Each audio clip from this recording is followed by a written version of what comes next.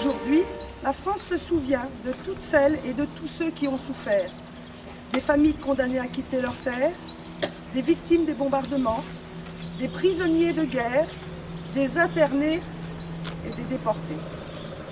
La France se souvient aussi de toutes celles et de tous ceux qui contribuèrent à la victoire que nous commémorons aujourd'hui. Leur engagement et leur sacrifice nous honorent et nous obligent.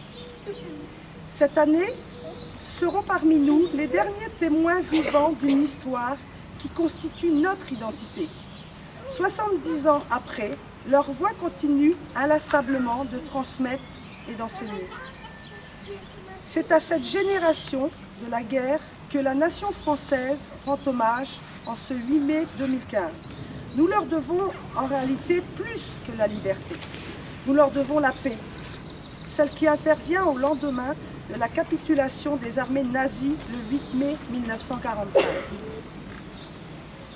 Les enfants, c'est à vous pour le message de l'Union française des associations de combattants et de victimes de guerre.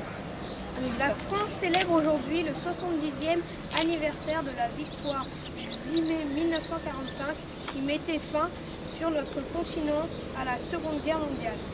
Le 8 mai 1945, l'Allemagne nazie capitulait sans condition. C'était la victoire totale, mais aussi l'heure des tristes bilans et des terribles statistiques.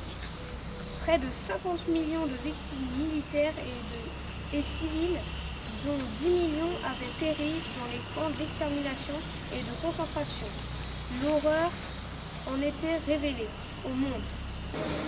C'était également le triomphe des forces françaises libres, celui de la 2e division blindée du général Leclerc, qui avait, avec la participation de la résistance, libéré Paris, qui accomplit le serment de Beaufort le 2 mars 1941 en faisant flotter le drapeau français sur la cathédrale de Strasbourg, avant de terminer leur épopée à Berchtesgaden en ce 70e anniversaire, honorant la mémoire de tous nos morts, soldats, aviateurs, marins, résistants, déportés, fusillés, massacrés, prisonniers, pour leur courage et leur esprit de sacrifice. Nous aimerions mettre à l'honneur les 2 personnes d'Éclusel qui sont mortes pour la France.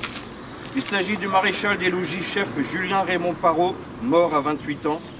En 1940, la Belgique est envahie par l'armée allemande.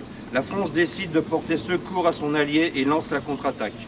Le général Bouffé, en reconnaissance dans le Hainaut, en Wallonie, conduit une colonne d'automitrailleuses et de motos sidecar. Dans l'après-midi du 16 mai, alors que la troupe traverse le village de Naline, les Stukas allemands la repèrent, piquent sur elle et tuent 49 soldats. Depuis, un monument au cœur du village rappelle cet événement. Parmi ces 49 hommes, l'état de 2 dépouilles portant les insignes de maréchaux des logis n'a pas permis une identification rapide.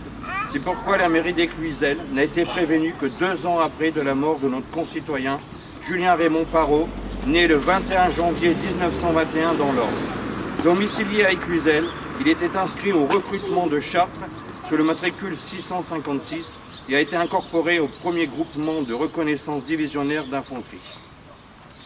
Nous avons aussi le lieutenant René-Auguste Joseph Souillard, mort à 24 ans. Le 3 septembre 1944, le bombardier lourd quadrimoteur Halifax, piloté par le capitaine Millet, décolle vers son objectif, détruire l'aérodrome de Venlo près de Düsseldorf. En plein combat, l'avion est touché et s'enflamme. Certains membres de l'équipage arrivent à sauter en parachute, dont le sergent-chef Souillard. Chargé de la liaison radio, arrivés au sol, ils sont mitraillés par les gardes de l'aérodrome. René-Auguste Souillard était né le 20 mars 1920 à Paris. Habitant d'Éclusel, il était inscrit au recrutement de la Seine sous le matricule 13 226 et incorporé dans l'armée de l'air alliée au groupe de bombardement 1/25 basé en Tunisie à l'Alouina. Il est inhumé à Rue dans la Somme. Alors on va procéder à l'appel au mort. Donc, sur la plaque est marqué Parrot Raymond et en fait, dans les archives, c'est Julien Raymond Parrot. Donc, pour Julien Raymond Parrot. Mort pour la France. René Souillard. Mort pour la France. Pour les enfants, on chante la Marseillaise. Nous de la tyrannie, l'étendard sanglant élevé, l'étendard sanglant élevé. Entendez-vous dans les campagnes